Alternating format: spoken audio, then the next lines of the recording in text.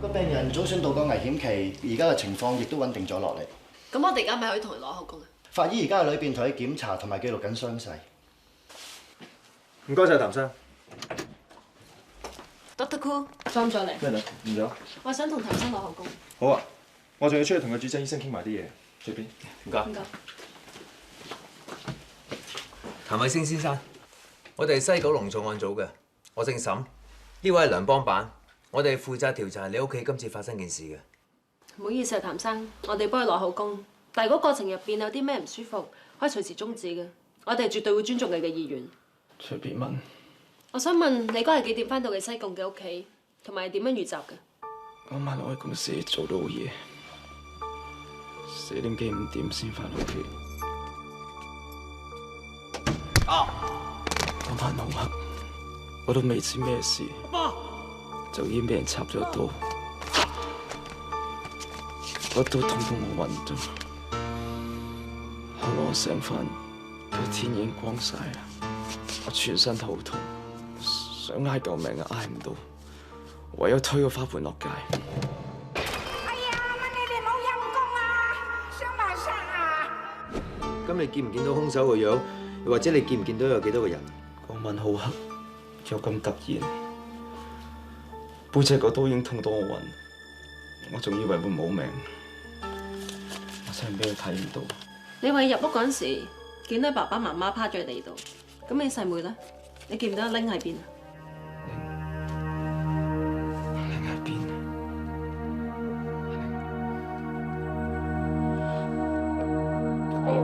我諗唔到啊！唔緊要，譚生，你諗到再講翻俾我哋警方聽。你爸爸夾埋入邊有批鑽石唔見咗，我哋猜測成件慘案就因為呢批鑽石而起。你會印象你爸爸生意上面有冇啲咩仇口或者反過面嘅人？我爸嗰啲鑽石生意，我不嬲都冇興趣，所以都唔會過問。更何況我喺啲公司呢排好忙，晚晚做到3更半夜，就好似嗰晚咁。如果我係早啲返，就唔會發生啲咁嘅事。好似你遲翻，你真係執翻條命㗎啦！攞錢攞鑽石嘅船，仲要殺人。唔好咁傷心啦，譚生，交俾我哋警方啦，我哋唔會俾啲咁兇殘嘅匪徒逍遙法外嘅。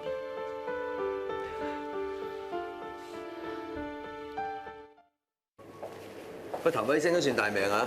落咗去鬼門關兜咗個圈都可以俾佢上得翻嚟。但係本來一家四口齊齊整整，醒翻得翻自己一個，都咪話唔心諗。喂 ，Meta，呢度停車場攞車快啲嘅，我去攞車，你喺門口等我嚟接你。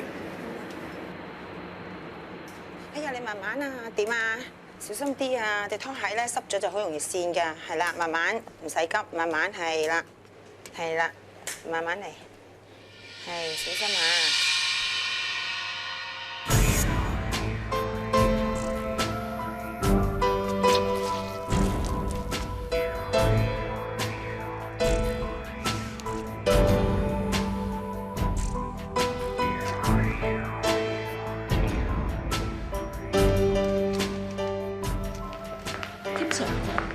喂，咩豆？啱啦，我想攞翻面門案呢對鞋。唔好意思，唔俾得翻你住。對鞋我做緊實驗，做咩咁趕住攞翻對鞋？上次咪講過，個兇手應該唔係阿的嘅，因為兇手嘅身高最多低得5尺6左右。但我始終覺得好奇怪，因為現場揾到嘅鞋印同埋喺垃圾桶執到嗰對鞋，都講俾我聽，個兇手對腳有成10個咁大。咁唯一嘅可能就係個兇手人矮腳大，再唔係就係兇手本身好高大。但係仲有一個可能，就係腳細着大鞋，即係話個兇手着咗一對唔啱自己 size 嘅鞋，佢專登着一對大啲嘅 size 嘅鞋嚟到唔到我哋。你嘅睇法同我嘅諗法咁啱一樣。嗱，你睇下呢個鞋底印咧，就喺案發現場度攞翻嚟嘅。你有冇留意到啊？鞋底嘅中間係深色啲，外圍咧就比較淺色嘅。咁即係話呢個鞋底最受力嘅地方咧，就喺中間嘅位置。如果一個人着啱自己 size 嘅鞋，用力嘅地方應該係分佈喺成個鞋底嘅，但係呢個鞋印着力嘅地方只係喺中間。有樣嘢我諗你未見過嘅，你過嚟。呢度係兇案現場，你見唔見到有個人？呢張相咧就係相入面嘅名模 Kiki 嘅一個瘋狂 fans 影嘅。我諗佢係睇中咗露台呢張 Kiki 嘅 poster 啦。但係又咁啱得咁巧，影呢張相嘅時候就係案發當日。咁呢個人咪有可能係兇手？我zoom近啲俾你睇下。嗱，就攞呢個魚缸嘅高度嚟做比例咧，我推斷呢個人嘅高度最多係得5尺5、6度嘅啫。又係5尺5、6。而家所有嘅線索都話俾我聽，呢個兇徒嘅高度只係得5尺5、6度，但係個鞋印咧就居然有成10號咁大，所以我先決定做呢個實驗。得出嚟嘅結果就係腳細着大鞋，個鞋印先有咁嘅效果。影相佢成日朝早6點半，但係頭先同譚慧星落口供嘅時候，佢明明話4點幾翻到屋企，一翻到去就俾個兇徒襲擊，跟住就暈咗嘅。呢個時間個兇手應該一早走咗㗎啦。如果個兇手走咗嘅，咁相入面嘅人究竟係邊個咧？你而家可以試下。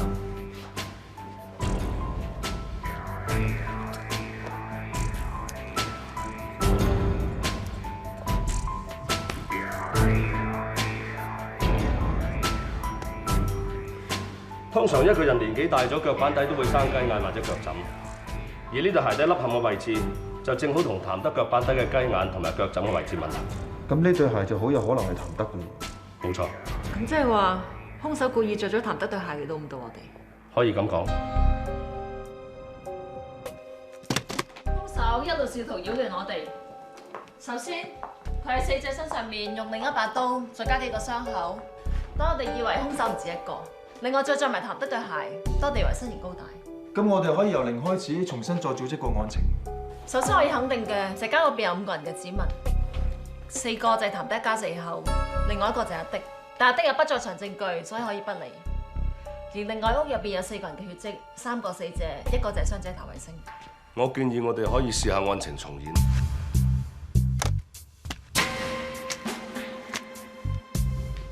兇徒入咗屋，打開個夾萬，攞走啲鑽石。走嘅時候，俾譚德發現。咁喺呢個時候，譚德就攞住阿的早幾日留低喺度嘅士巴拿嚟追賊。但因為我哋喺譚德嘅枕頭底度發現呢個士巴拿嘅火舌，咁照我推斷咧，譚德係曾經收埋呢個士巴拿枕頭底嗰度用嚟防賊嘅。嗱，講翻轉頭啊，譚德喺呢個時候就同阿賊喺個廳度糾纏啦。糾纏之間發出聲音，就嘈醒咗佢老婆同埋個女阿玲。阿玲佢哋咧就喺個房度走出廳啦。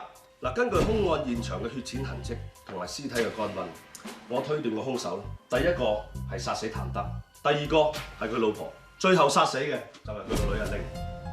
當譚德、佢老婆、佢個女都死晒之後，照計個兇手係可以執起地下啲鑽石離開兇案現場，但係佢冇咁做，佢仲攞住把殺咗人滴緊血嘅刀喺度逗留。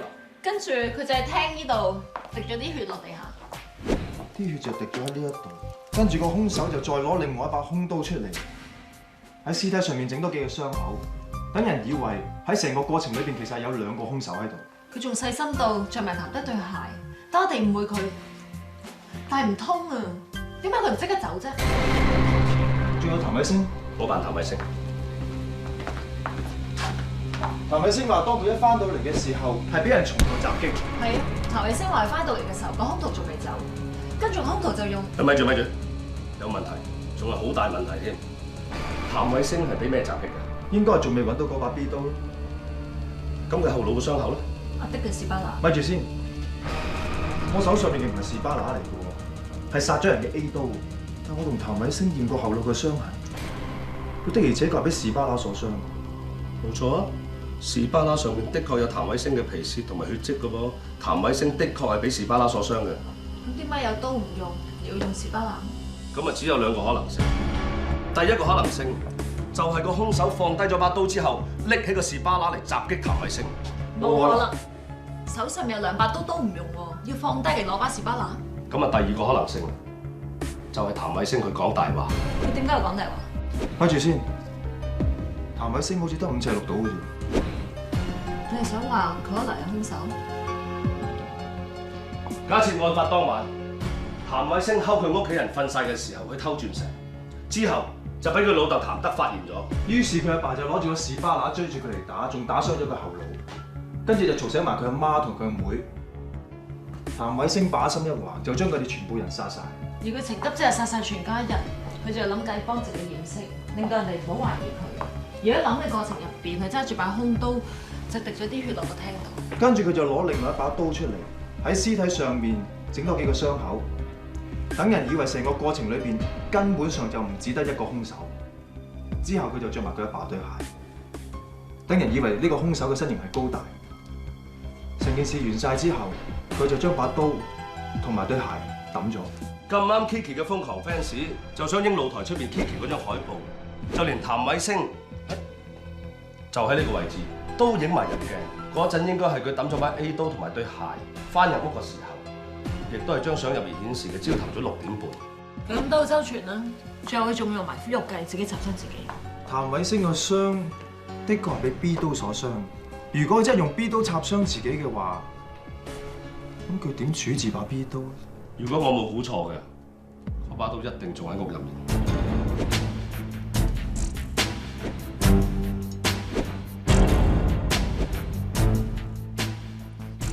呢把刀嘅厚度同闊度同譚偉星背部傷口吻合嘅喎，所以呢把有可能係 B 刀都未定。呢把刀都洗到好乾淨。咁會唔會攞唔到血跡啊？咁啊，未必。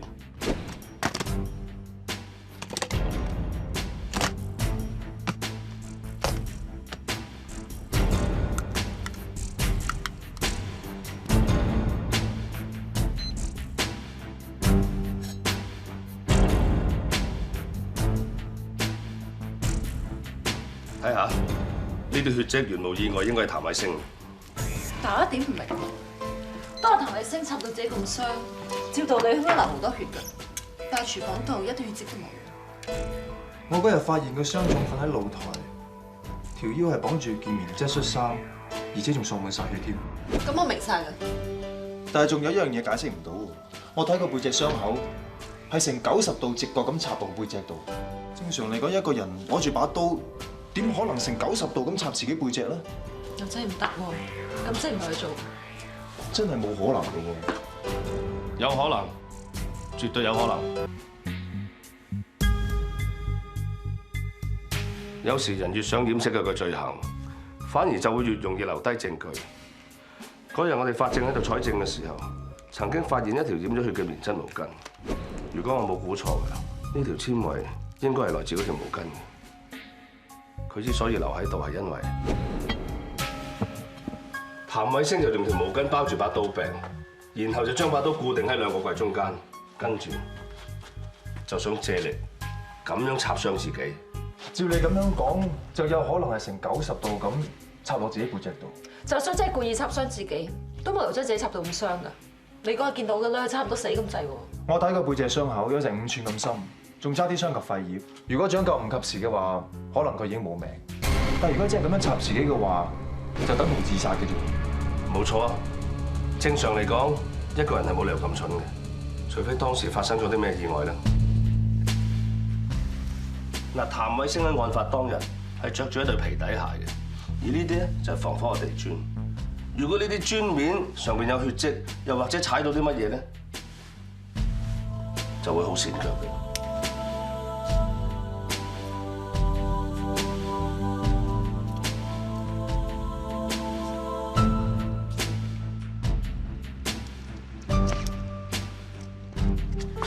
你哋過嚟睇下，鑽石。冇錯。喺案發當日，我哋法證喺現場揾到2粒鑽石，我相信呢粒就係第3粒，亦即係譚偉星踩到跣腳嗰粒。再加上地面上面有血，所以更加容易令到佢跣親，所以個傷口先會咁深。其實成件事都係譚偉星一手策劃，自編自導自演。佢真係喪心病狂，嗰啲係自親嚟嘅，點解？但係仲有嗰47粒鑽石，佢殺人動機係咩咧？喂，阿嬸啊，幫我 check 一 check 譚偉星而家嘅經濟狀況。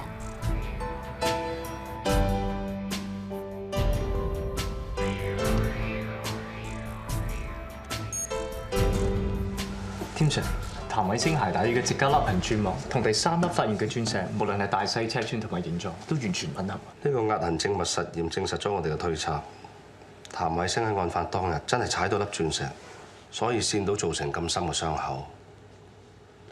但係如果譚偉星佢真係兇手嘅話，咁即係話案發嘅時候佢一直都喺現場啦。咁其餘嗰47粒鑽石而家去咗邊度咧？天隨想要啲咩？使唔使我幫手啊？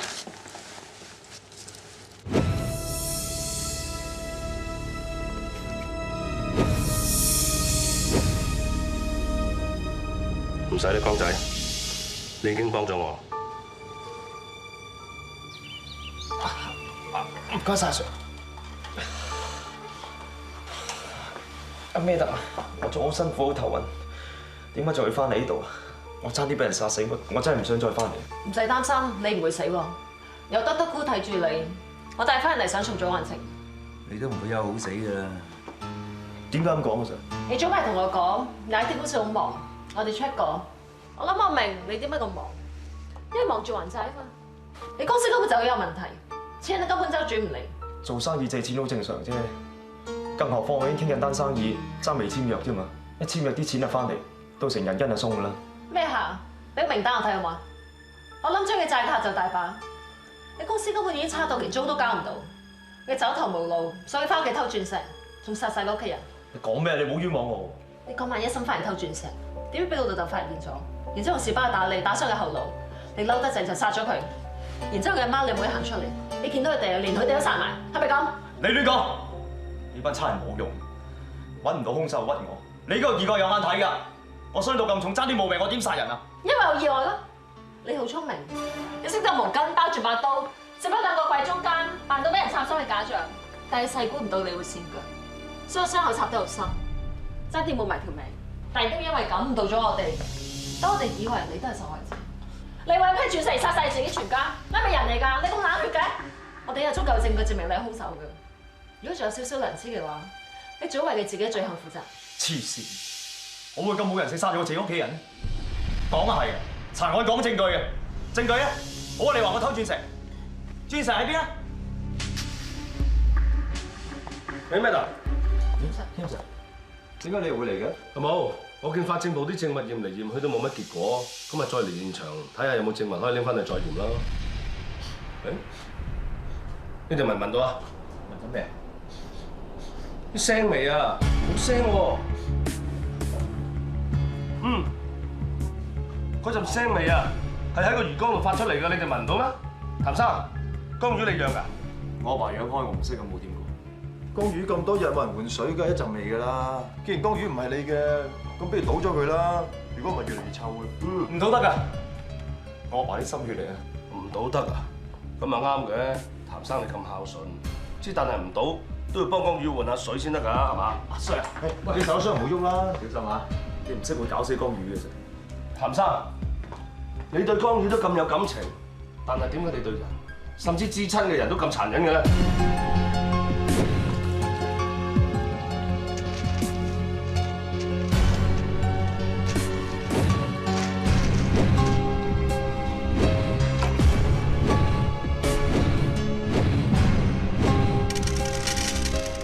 全部都係鑽石。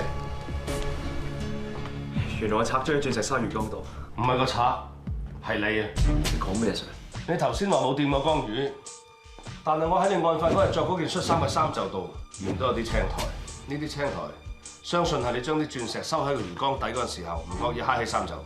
阿 Sir，啲村屋嚟，咁周圍都係青苔㗎啦。話唔定我唔小心經過嗰時揩到咧，唔一定魚缸係嘛？冇錯，除咗魚缸，其他地方都會有青苔。之但係青苔都有分苔同埋蘚，淨係中國都有成2500幾種咁多。揩喺你衫袖嗰啲就叫做羊齒苔蘚。呢種羊齒苔蘚就最中意生長喺魚缸嗰度。至於同你魚缸入面嗰啲係咪一樣，我翻去驗一驗就一清二楚。可能天 Sir 講得太專業，你未必明。但係而家已經天網恢恢啦。你為咗啲鑽石殺死你爸爸媽媽，你仲殺死埋個妹，你殺得落手嘅咩？唔關我事，係個死佬嘅嘢逼我㗎。我問就係想偷鑽石，點知俾個死佬嘅嘢發現咗。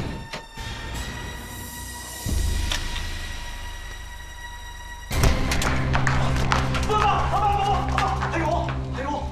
我以為邊個賊仔膽生毛走嚟偷我啲鑽石，原來係你個衰仔！哎呀，咩事咁嘈啫，老公？我唔係想偷啲鑽石，我間公司真係唔掂，我想借啲鑽石用下啫嘛，爸。做咩偷啫？要錢問阿爸借咪得咯？借佢條命啊！你呢間咁嘅垃圾公司，我一早叫你執咗佢啦！我將啲錢啊抌落鹹水海啊，都唔會抌落佢度啊！我買咗好多心落呢間公司，我唔可以睇佢死啊嘛！你死嘅事，你由細到大都食生米㗎，而家冇錢啦，可能做賊咁賤格，佢直情係影衰晒我哋全家。係啊，得㗎。我同你講啊，你第日間公司執笠破產俾人追債啊，你唔好黐埋嚟我哋度啊，我當生小哥。你有錯乜嘢？我發燒，俾我休息下得唔得啫？阿爸，點啊？你幫我，阿爸，你真係要幫下我，我唔好咗唔掂，你幫下我。冇事，我係細知啊，你冇嘢，係。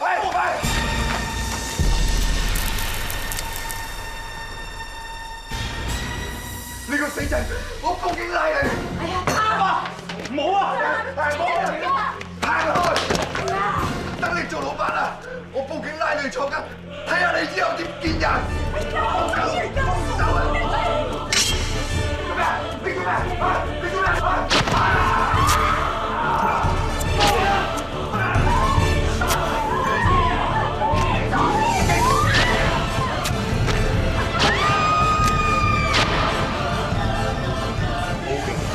我想我死啊！